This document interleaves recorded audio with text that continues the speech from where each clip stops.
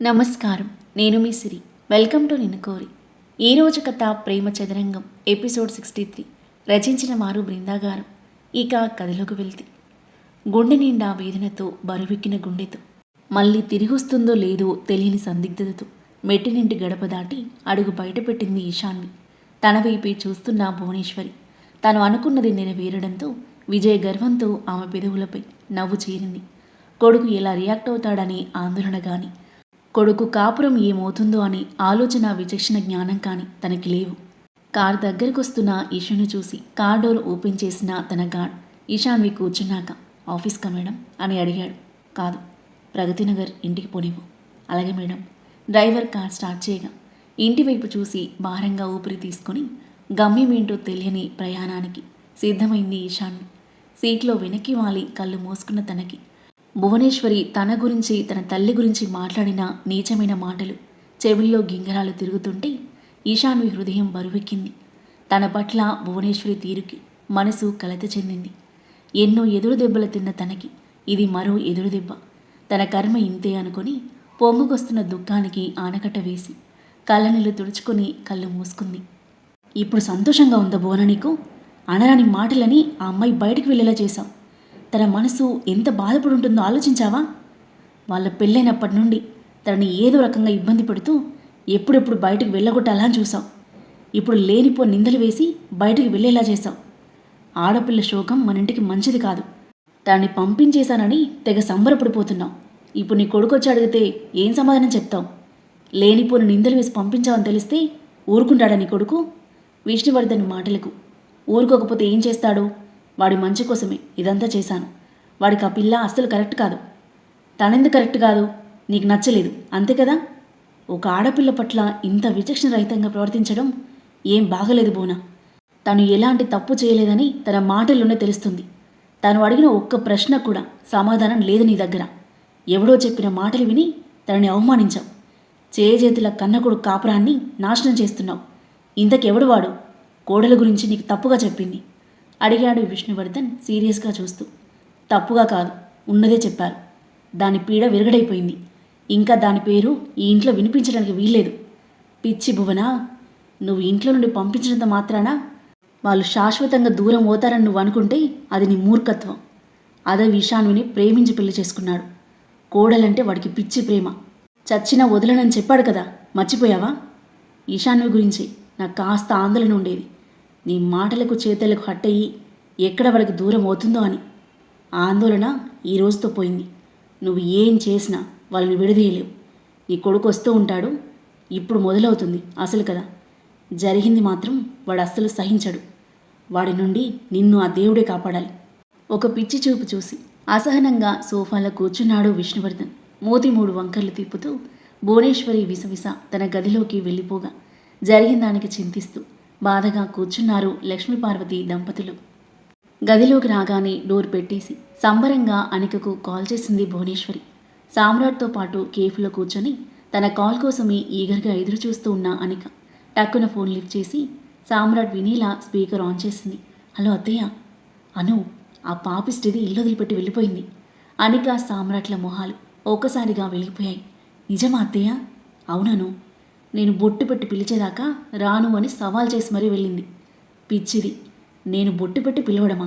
జన్మలో జరగదు. ఇంటి నుండి వెళ్ళగొట్టాను. అదర్ జీవితం నుండి కూడా శాశ్వతంగా వెళ్ళగొట్టాలి. నువ్వు ఇక హ్యాపీగా ఉండు. అలాగే అత్తయ్య అంది సంతోషంతో ఉబ్బి తబ్బిబోతూ. భయను. భువనేశ్వరి ఫోన్ పెట్టేయగా సంతోషంగా సామ్రాట్ వైపు చూసింది అనిక. ప్లాన్ సక్సెస్ సామ్రాట్ అని హ్యాండ్ పైకి లేపగా నవ్వుతూ హైఫై ఇచ్చిన సామ్రాట్ వెంటనే వివేక్కి కాల్ చేసి విషయం చెప్పాడు. విజయ్ గర్వంతో నవ్వుకొని అదవ్తో మాట్లాడుతున్న క్లయింట్కి మెసేజ్ చేశాడు Vivek. You can leave him అని. అప్పటిదాకా డౌట్ల మీద డౌట్లు అడుగుతూ కావాలని టైంపాస్ చేస్తూ అదో పేషెంట్స్ని టెస్ట్ చేస్తున్న క్లయింట్ ఆ మెసేజ్ చూసుకుని, okay Adav రానగారు, I got clarity. మా రిక్వైర్మెంట్స్ మీకు సెండ్ చేస్తాం. దాని ప్రకారం డిజైన్ చేయండి. థ్యాంక్ యూ సో మచ్ అంటూ చైర్ల నుండి లేచి అదవ్కి చెయ్యందించాడు. షూర్. తనకి షేక్ హ్యాండ్ ఇచ్చిన అదవ్ క్లయింట్ వెళ్ళిపోయాక టైం చూసుకున్నాడు. 10:15 అవుతుంది. 10:30 తర్వాత ఒక్క నిమిషం లేట్ అయినా నేను వెళ్ళిపోతాను. ఈశాన్వి మాటలు గుర్తుకొచ్చి చిన్నగా నవ్వుకొని త్వరగా వెళ్ళాలి అనుకుంటూ ఫాస్ట్గా కార్ స్టార్ట్ చేసి మెరుపు వేగంతో డ్రైవ్ చేస్తూ 10 నిమిషాల్లో ఇంటికి చేరుకున్నాడు అదవ్. అదవ్ కార్ సౌండ్ వినగానే టెన్షన్గా మొహాలు చూసుకొని లేచి నిలబడ్డారు విష్ణువర్ధన్, లక్ష్మీపార్వతి, పద్మభూషణ్లు. మళ్ళీ ఎలాంటి ప్రళయం రాబోతుందో అని గుండెల్లో రైలు పరిగెడుతున్నాయి అందరికీ. వాళ్ళందరి వైపు క్యాజువల్గా నవ్వుతూ చూసి ఉత్సాహంగా స్టెప్స్ ఎక్కుతూ పైకి వెళ్ళిన అదవ్ ఈషు రూమ్లో కనిపించకపోయేసరికి వాష్రూమ్, డ్రెస్సింగ్ రూమ్, బాల్కనీ అంతా వెతికి ఎక్కడా లేకపోయేసరికి ఈషుకి కాల్ చేస్తూ పై ఫ్లోర్లో ఉన్న స్విమ్మింగ్ పూల్ ఏరియాకి వెళ్ళాడు. అక్కడ కనిపించలేదు. ఫోన్ కూడా లిఫ్ట్ చేయకపోయేసరికి ఆఫీస్కి వెళ్ళి ఉంటుందా, వెయిట్ చేయమని చెప్పాను కదా, 10:30కి ముందే వచ్చాను కూడా అనుకుంటూ ఫాస్ట్గా కిందకు వెళ్ళాడు. గ్రానీ, ఇషు ఆఫీస్కి వెళ్ళిందా అని అడిగాడు దగ్గరకొస్తూ. ఏం చెప్పాలో ఎలా చెప్పాలో అర్థం కాక ఆందోళనగా చూస్తుంది లక్ష్మీపార్వతి. గ్రానీ, నిన్నే అడిగేది, ఇషు ఆఫీస్కి వెళ్ళిపోయిందా అని అడిగాడు. లేదురా, ఈ ఇంటి నుండి వెళ్ళిపోయింది. వాట్? ఒక్కసారిగా షాక్ అయిన అదవ్. ఇంటి నుండి వెళ్ళిపోవడం ఏంటి, ఏం జరిగింది అని అడిగాడు టెన్షన్గా ముగ్గురి వైపు మార్చి మార్చి చూస్తూ. ఏమని చెప్పండ్రా, మీ అమ్మ దారుణంగా అవమానించి తను వెళ్ళిపోయేలా చేసింది అంటూ జరిగింది మొత్తం చెప్పేసింది లక్ష్మీపార్వతి. అంతా విన్నా అదవ్కి ఆగ్రహం కట్టలు తెంచుకుంది. మామ్! నలుదిక్కులు దద్దరిల్లేలా గంభీరంగా వినిపించిన అతని వాయిస్కి గదిలోనున్న భువనేశ్వరి ఉలిక్కిపడి బయటకొచ్చింది. ఎర్రబడిన కళ్ళతో భయంకరమైన కోపంతో చూస్తున్న అదవ్ని చూస్తూ మెల్లిగా దగ్గరికి అడుగులు వేసింది. ఈశాన్విని ఇంట్లో నుండి వెళ్ళగొట్టావా? బేస్ వాయిస్తో ప్రశ్నించాడు. నేనేం వెళ్ళగొట్టలేదు, ఆవిడ గారు వెళ్ళిపోయారు అని భువనేశ్వరి రెక్లెస్గా సమాధానమిచ్చేసరికి మరింత చిర్రెత్తుకొచ్చింది అదవ్కి. నువ్వు ఎంతగా అవమానించుంటే తన ఇంట్లో నుండి అడుగు బయటపెడుతుంది. నేను నీకు ఆల్రెడీ చెప్పాను, తన మీద లేనిపోని నిందలు వేసి అవమానిస్తే నేను సహించను అని.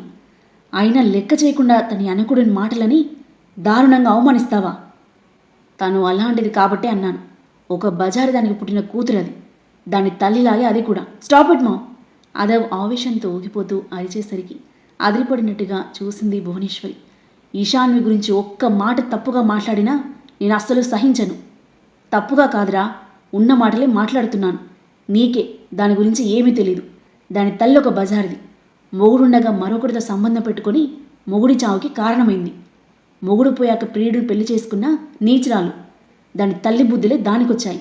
ఇంకొకరితో వ్యవహారం సాగిస్తూ నిన్ను పెళ్లి చేసుకుంది. ఇక చాలా ఆపమో. ఏమి తెలుసుకోకుండా నోటికొచ్చినట్టు మాట్లాడకు. నాకు ఇష్యూ గురించి, తన కుటుంబం గురించి మొత్తం తెలుసు. ఎవడికి ఇదంతా చెప్పింది? మౌనంగా చూస్తుంది భువనేశ్వరి. చెప్పుమో, ఎవడు వాడు నీకు ఇదంతా చెప్పింది? ఎవడో ఒకడు చెప్పాడు. ఎవడు చెప్తే ఏంటి, నిజమే కదా. మరీ ఇంత మూర్ఖురాలు ఏంటి మామ్ నువ్వు? ఎవడు ఏది చెప్పినా నమ్మేస్తావా?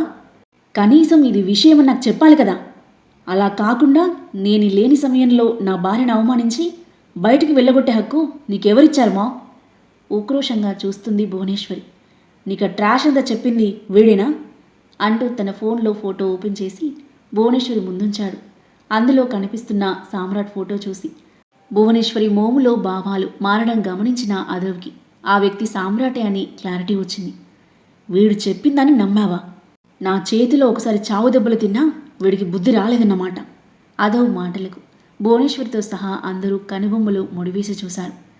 మా పెళ్ళయ్యాక ఈశాన్య ముడిలో తాళి తెంపేసి ఈశాన్యుని బలవంతంగా దక్కించుకోవాలని చూసి నా చేతిలో తన్నులు తిన్నాడు.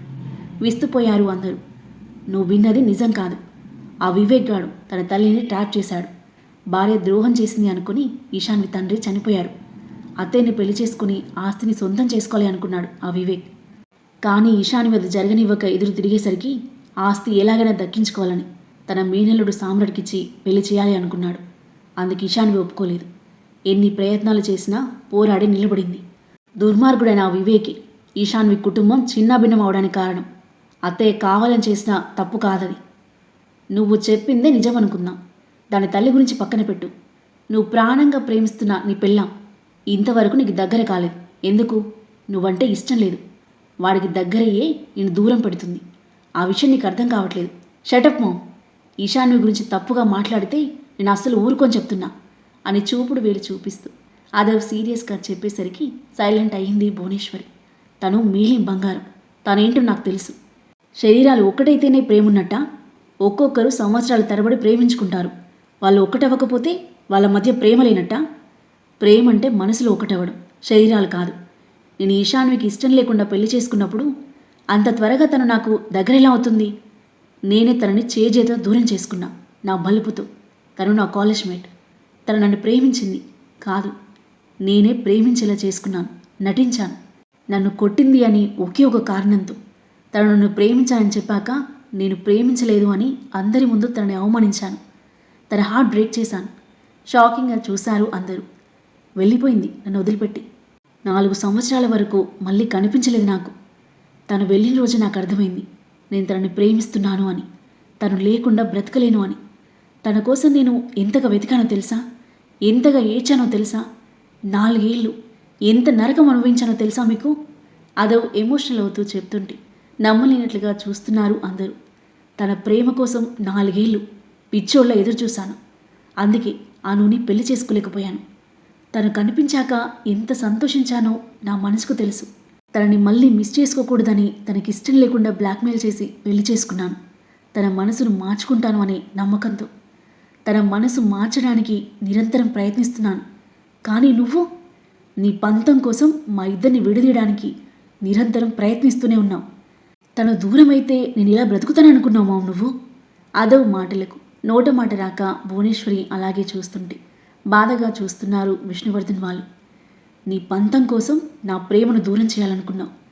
నా సంతోషం కన్నా నీ పంతం ఎక్కువ నీకు. ఏం పాపం చేసింది తను? ఈ ఇంటి కోడలు కావడమేనా తను చేసిన పాపం? తనంతట తాను రాలేదు ఇక్కడికి, నేను తీసుకొచ్చాను. తండ్రిని పోగొట్టుకొని తల్లికి దూరమైన తనకి ఒక మంచి కుటుంబాన్ని ఇస్తున్నాను అనుకున్నాను. కానీ ఈ అత్తిళ్ళు కూడా తను ఎంతగానో క్షోభ పెట్టి అవమానించి బయటికి పంపిస్తుందని నేను అస్సలు అనుకోలేదు. నీకు నా మాట అంటే లెక్కలేదు, నా ప్రేమ అంటే లెక్కలేదు. ఎంతసేపు తన ఇంట్లో నుండి వెళ్ళిపోవాలని చూసావు, కానీ తను వెళ్ళిపోతే నేనేమైపోతానో అని ఒక్కసారి కూడా ఆలోచించలేదు నువ్వు. అందరి తల్లులు కన్నపిల్లల సంతోషం కోసం ఆరాటపడితే నువ్వు మాత్రం నీ పంతం నెగ్గడం కోసం, నీ అహం చల్లారడం కోసం నా సంతోషాన్ని నాకు దూరం చేయాలని చూసావు. నా భార్యను అవమానిస్తే నన్ను అవమానించినట్టే. తాను లేని ఇంట్లో నేనుంటానని ఎలా అనుకున్నావు? అదవ్ మాటలకు అందరూ షాక్ అయితే భువనేశ్వరి రగిలిపోతూ చూస్తూ, అంటే మాకన్నా నీకు అదే ఎక్కువైందా అంది. ఎక్కువ తక్కువని కాదు మావు, తనకి జీవితాంతం తోడుగా ఉంటానని ప్రామిస్ చేశాను. ఆ ప్రామిస్ నిలబెట్టుకొని తీరుతాను. ఎవరికి ఇష్టం ఉన్నా లేకపోయినా తను నా భార్య, జీవితాంతం నా భార్యగానే ఉంటుంది. మమ్మల్ని ఎవరూ విడదీయలేరు. ఈ ఇంట్లో మళ్ళీ అడుగు పెడితే అది నా భార్యతోనే. అదవ్ సూటిగా చూస్తూ చెప్పిన మాటలకి నిశ్చేష్టురాలైంది భువనేశ్వరి. అదవ్, నువ్వు ఇంట్లో నుండి వెళ్ళిపోవడం ఏంటి? కోడల్ని కన్విన్స్ చేసి ఇంటికి తీసుకునిరా అన్నాడు విష్ణువర్ధన్ ఆందోళనగా. ఇంత జరిగాక ఈశాన్వి నా మాట కూడా వినదు డాడ్. ఎవరైతే తనని అవమానించి వెళ్ళగొట్టారో వాళ్ళే తప్పొప్పుకొని ఇంటికి తీసుకురావాలి. అంతవరకు తను రాదు, నేను రాను అన్నాడు అదవ్ భువనేశ్వరి వైపు సూటిగా చూస్తూ. దిమ్మ తిరిగి మైండ్ బ్లాంక్ అయిపోయింది భువనేశ్వరికి. ఆ తర్వాత ఏం జరగబోతుంది? అదవ్ నిర్ణయానికి భువనేశ్వరి ఏం చేయబోతుంది? తన కోసం వచ్చిన అదవ్ని చూసి ఈశాన్వి ఎలా రియాక్ట్ అవ్వనుంది? సామ్రాట్ వివేక్లకు ఎలాంటి షాక్ ఇవ్వనున్నారు? ఈ ప్రేమ చదరంగం ఎలాంటి మలుపు తిరగబోతుంది? అద్భుతమైన కథనంతో ఊహకందని మలుపులతో మనసును హత్తుకునే సన్నివేశాలతో ఎంతో ఆసక్తిగా సాగి ఈ కథ యొక్క నెక్స్ట్ ఎపిసోడ్ కోసం మన నెక్స్ట్ వీడియో చూడండి. కథ నచ్చితే లైక్ చేయండి. ఈ కథపై మీ అభిప్రాయాన్ని తప్పకుండా కామెంట్ చేయండి. మరిన్ని ఇలాంటి ఇంట్రెస్టింగ్ స్టోరీస్ కోసం మన ఛానల్ని సబ్స్క్రైబ్ చేయండి. Thank you for listening.